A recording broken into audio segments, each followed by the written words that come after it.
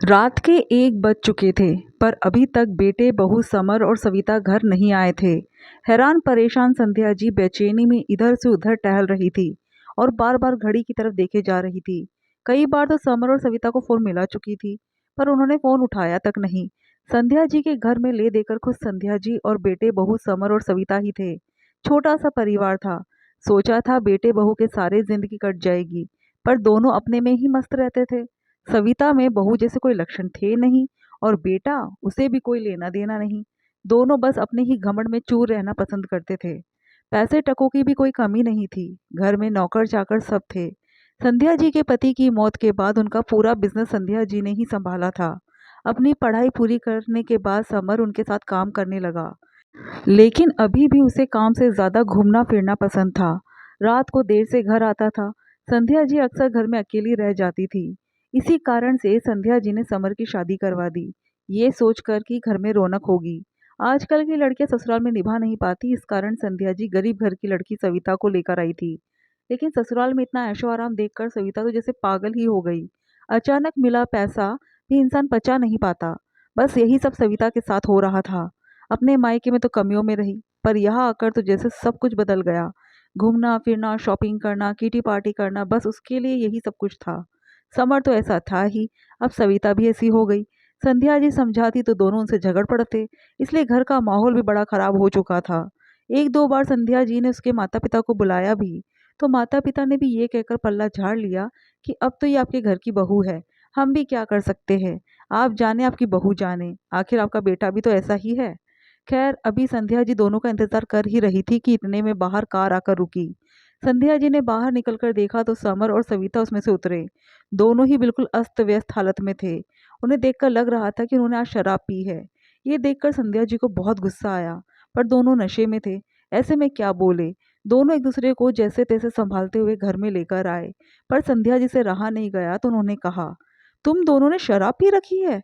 शर्म नहीं आती तुम दोनों को? भला ये एक अच्छे घर के लोगों के लक्षण होते हैं क्या? ऊपर से शराब के नशे में कार तक ड्राइव करके ले आए। तुम्हें क्या पुलिस वालों ने पकड़ा नहीं? यू ओल्ड लेडी, तुम मेरी मम्मी हो या दुश्मन हो?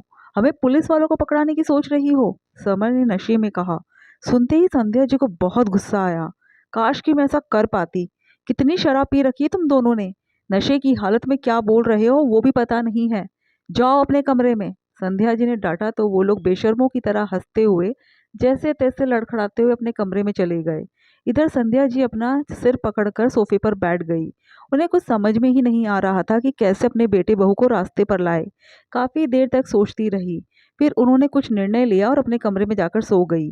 दूसरे दिन सुबह के 9 बज गए। सविता और समर उठकर अपने कमरे के बाहर आए तो देखा कि संध्या जी सोफे पर बैठी हुई थी। तब समर ने कहा, क्या हुआ मम्मी, आज आप ऑफिस नहीं गई? सूरज सिर पर आ चुका है और आप अभी तक घर पर ही हो। अरे, सारा समझाना सिर्फ बेटे बहू के लिए होता है, खुद पर अमल थोड़ी ना होता है, इसलिए तो मम्मी घर पर आराम फरमा रही है। सविता ने हंसते हुए कहा, नहीं, मैं कहीं नहीं गई, लेकिन आज तुम लोग जा रहे हो। तुम्हें विदा करने के बाद ही ऑफिस जाऊंगी। तुम दोनों भी अभी अपना सामान पैक कर लो। उनकी बात सुनकर सविता खुश होते हुए बोली, अच्छा, कहाँ जा रहे हैं हम लोग? कहाँ का टूर प्लान किया है आपने मम्मी जी? स्विट्जरलैंड या मॉरिशस? उसकी बात सुनकर समर मुस्कुराया और बोला, अरे वाह मम्मी, आपने हमारे लिए टूर प्लान किया है, पर हमें बताया तक नहीं। सुनकर संध्या जी मुस्कुराते हुए बोली, ना ही तुम स्विट्जरलैंड जा रहे हो, ना ही कोई सिंगापुर, बल्कि तुम ये घर छोड़कर जा रहे हो। अब कहीं किराए से कमरा लो और वहीं जाकर रहो। क्या क्या बकवास कर रही हो मम्मी? भला हम क्यों किराए के घर में रहेंगे? संध्या जी की बात सुनकर समर और सविता दोनों शौक रह गए। तब संध्या जी बोली, क्योंकि मैंने तुम दोनों को अपनी प्रॉपर्टी से बेदखल कर दिया है, इसलिए तुम लोगों को ये घर छोड़कर जाना पड़ेगा। लेकिन क्यों? दोनों एक साथ बोले, क्योंकि तुम लोगों को तो अय्याशी करने से ही फुर्सत नहीं है। मैं नहीं चाहती कि मेरे पति और मेरी मेहनत द्वारा बनाए गए इस संसार को मैं तुम्हारी अय्याशी के चलते बिकते हुए देखूं। और वैसे भी तुम लोगों ने कौन सा मुझे सुख दिया है? अपने आप को तो संभाल नहीं पाते हो, मेरा बिजनेस क्या संभालोगे?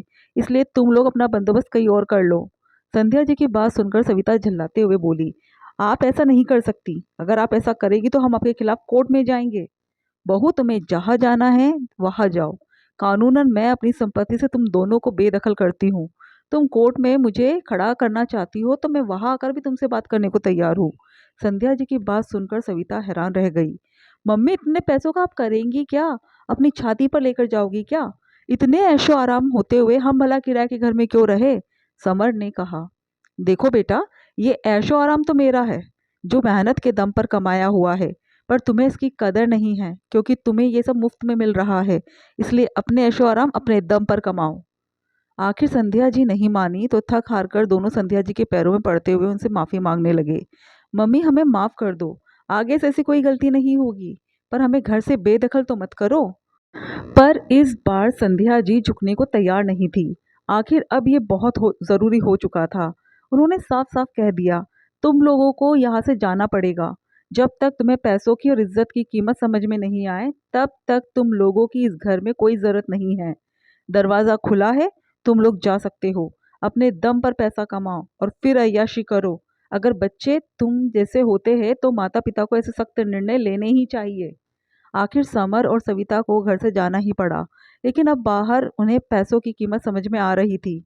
अब पैसे थे नहीं, तो उनके सारे यार दोस्त उनका साथ छोड़ चुके थे। दोनों जैसे तैसे नौकरी कर अपना घर चला रहे थे।